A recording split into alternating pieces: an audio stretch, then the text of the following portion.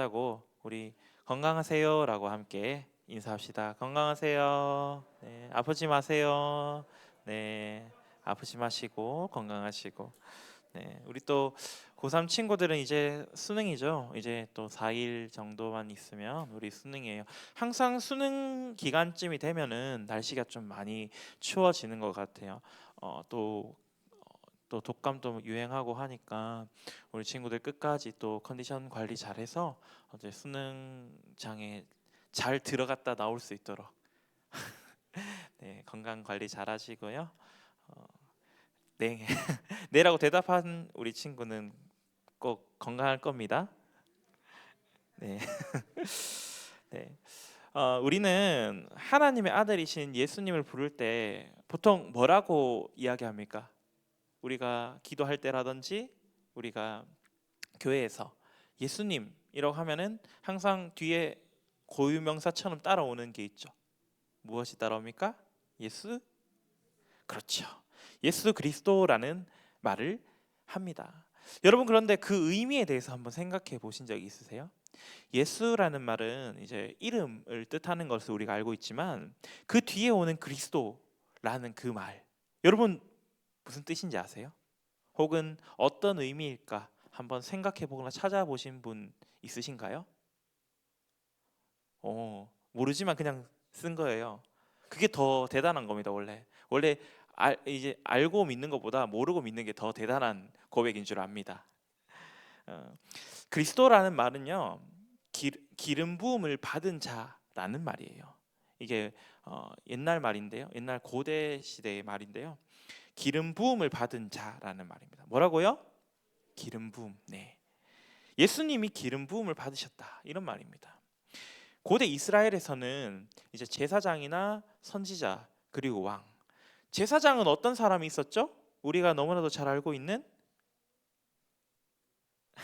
사무엘, 또 엘리야, 엘리, 네, 등등 이제 하나님께 제사 지내는 사람, 제사장들이 있었고요. 선지자는 누가 있습니까?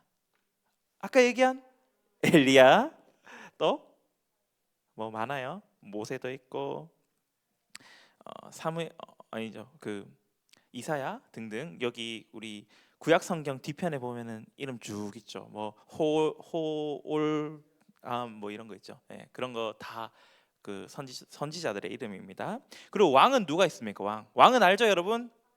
다윗, 그렇지. 또 사울, 또 솔로몬, 또 그래요. 세 명 알면 돼. 야, 지금 세 개나 했어요. 그럼 됐어요. 어, 왕을 세울 때 이제 보통 그들의 머리 위에다가 이제 기름을 부어요. 제사장이 이제 제사장에게, 나의 뒤를 이을 제사장에게 가서, 혹은 선지자에게, 혹은 왕에게 가서 그들의 머리 위에 기름을 붓습니다. 그들은 제사장이든 선지자든 왕이든 하나님께서 특별하게 선택한 사람들이었어요. 그래서 기름을 붓는다라는 것은 선택의 의미를 담고 있는 것입니다. 자, 그렇다면 예수님은 어떤 사람일까요? 그렇죠. 선택받은 사람이에요. 아까 우리가 예수 그리스도라고 고백하는 것처럼 그리스도가 기름 부음을 받은 자니 우리 예수님은 선택받은 사람입니다. 누구한테 선택받았을까요? 그렇죠. 우리 하나님께 선택받았습니다. 제사장이 선지자나 제사장 왕들을 하나님의 명령을 따라서 선택하며 기름 부은 것처럼 예수님도 하나님이 선택해서 기름 부음 받은 자라는 것입니다. 그러면 예수님은 왜 선택을 받으셨을까요? 하나님은 왜 그분을 선택하셨을까요? 그것은 바로 우리 인류를 구원하기 위해, 우리 인간을 구원하기 위해서 예수님은 기름 부음을 받으시고 선택받으셨습니다. 우리가 참 많이 듣던 것처럼 모든 인간은 죄인일까요? 의인일까요? 죄인입니다. 모든 인간은 죄인입니다. 그러나 그 죄가 예수 늦게 오는 것도 죄인가요? 그건 아닙니다. 모든 인간은 죄를 범했어요. 그래서 죄인이에요. 하지만 하나님이 그 죄인들을 그저 가만히 내버려 두시는 것이 아니라 의롭게 여겨 주셨기 때문에 우리는 의롭다 칭함받는 사람들인 것입니다. 그것을 위해서 하나님은 예수님을 이 땅 가운데 보내주셨죠. 예수님만이 하나님의 그 목적을 해결할 수 있는 분이에요. 하나님이 우리의 죄를 해결해 주시기 위해 예수님을 보내어 주셨으니까 예수님만이 우리의 죄를 해결해 주실 수 있으신 분이죠. 그런데 죄의 해결은 죽음밖에 없어요. 하나님께서 성경에서 죄의 값은 사망이라고, 죄의 삭은 사망이라고 했거든요. 그래서 예수님께서 실제로 이 땅 가운데 오셔서 죽임 당하신 것입니다. 죽임을 당하심으로 우리의 죄를 대신 져 주신 것입니다. 이런 예수님이 우리의 죄를 사해 주시기 위해서, 그리고 우리에게 자유를 주시기 위하여 이 땅 가운데 오셨죠. 그 죄라는 억압 가운데, 죄의 유혹 가운데 붙들려 살아가고 있는 우리를 풀어주시기 위해서, 해방시켜 주시기 위해서, 죄에서 자유를 주시기 위해 우리를 위해 오신 거예요.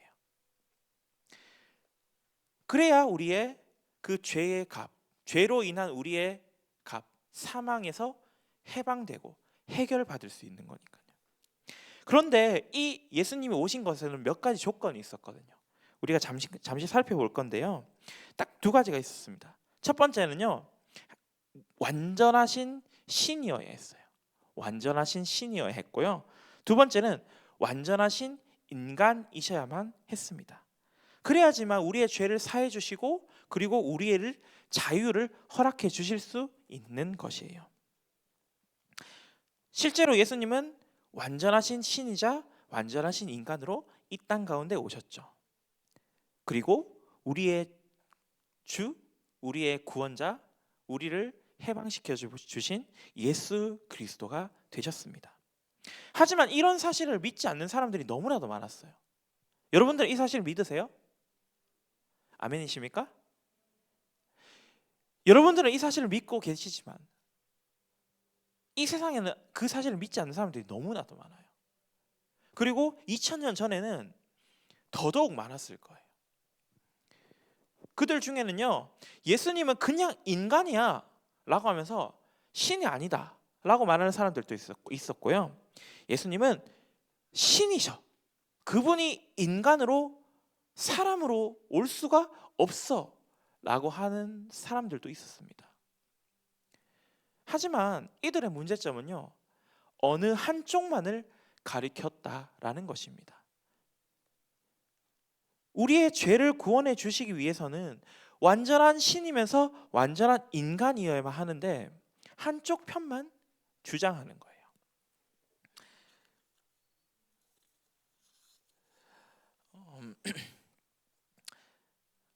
예수님께서는요, 참 인간이셔야 했습니다.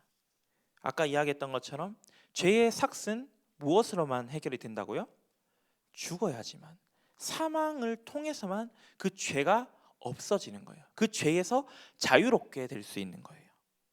하지만 아담의 후손, 인간의 씨를 통해 태어난 사람들은 모두 그 원죄를 지고 있습니다.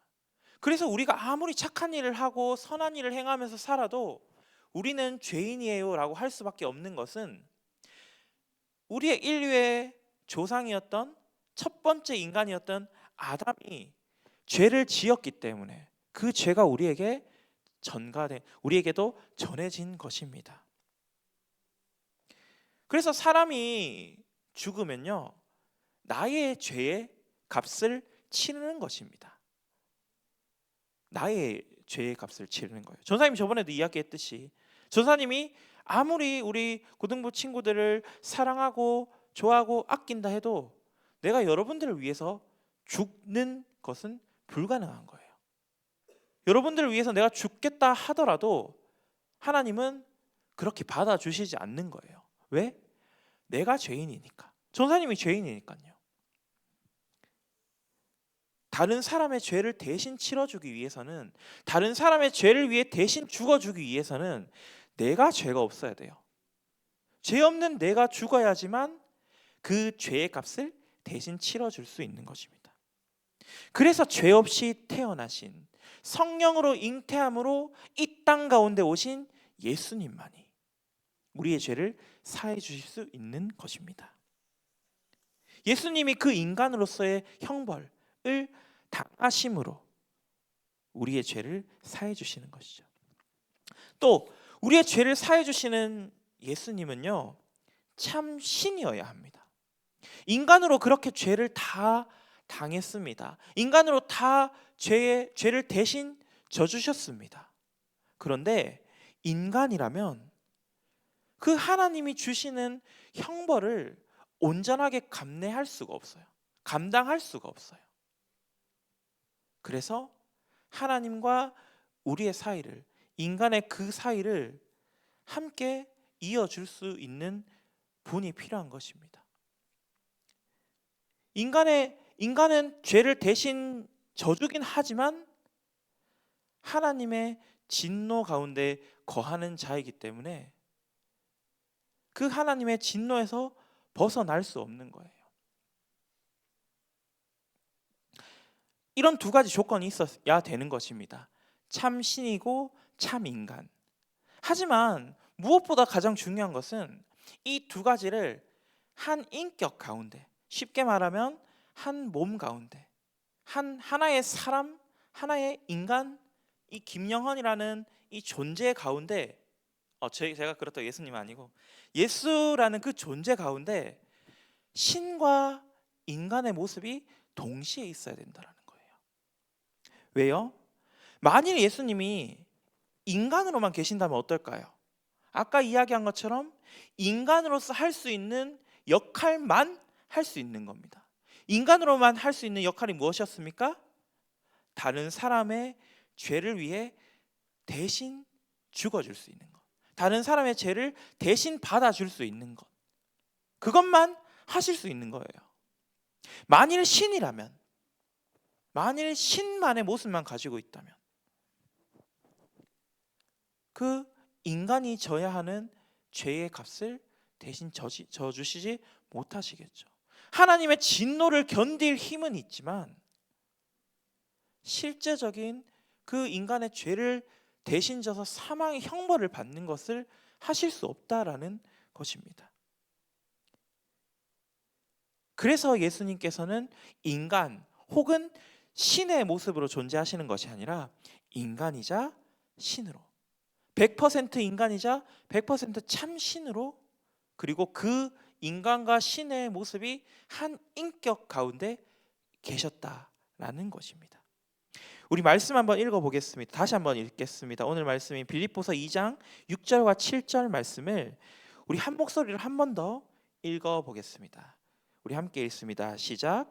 그는 근본 하나님의 본체시나 하나님과 동등됨을 취할 것으로 여기지 아니하시고 오히려 자기를 비워 종의 형체를 가지사 사람들과 같이 되셨고. 아멘.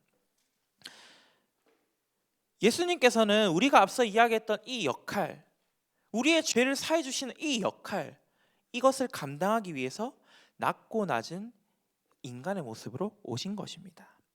하나님과 인간을 연결하기 위하여, 하나님과 인간 사이의 중보자가 되시기 위하여 그 미천한 인간의 모습으로 이 땅 가운데 오신 것입니다. 바로 나의 죄를 위하여, 나의 죄를 해결하시기 위하여 가장 낮고 낮은 모습으로 여기에 오신 것이죠.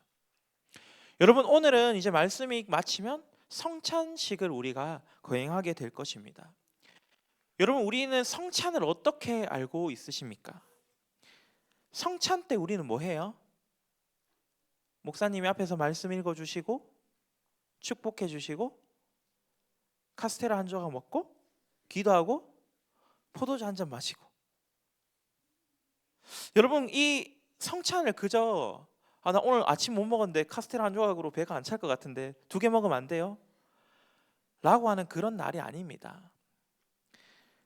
6월절 전날 떡을 떼며 내 몸을 먹으라, 잔을 나누며 내 피를 마시라, 그렇게 말씀하신 하나님, 그 하나님을 기념하는 것이 바로 성찬입니다. 우리의 죄를 위하여 이 땅 가운데 오시고 우리의 죄를 사하여 주시기 위하여 그 수치를 당하신 우리 하나님을 기념하는 것이 바로 이 성찬입니다. 이제 설교가 마치면 우리 성찬식이 진행되게 될 것입니다. 우리 이 시간 다른 것들을 생각하는 것이 아니라, 다른 것들에 집중하는 것이 아니라 우리를 위하여 갖은 고난과 수치를 당하신, 그리고 그것을 끝까지 감당하신 우리 예수 그리스도를 깊이 묵상하며 그분의 인도하심을 따라 살아가기를 결단하는 그런 시간이 되기를 소망합니다. 그리고 그런 우리 사랑하는 파워고등부 친구들이 되기를 간절히 기도합니다. 기도하겠습니다. 사랑의 하나님, 우리를 향한 사랑으로 인간의 몸을 입는 수치를 감당해 주신 것에 참 감사합니다.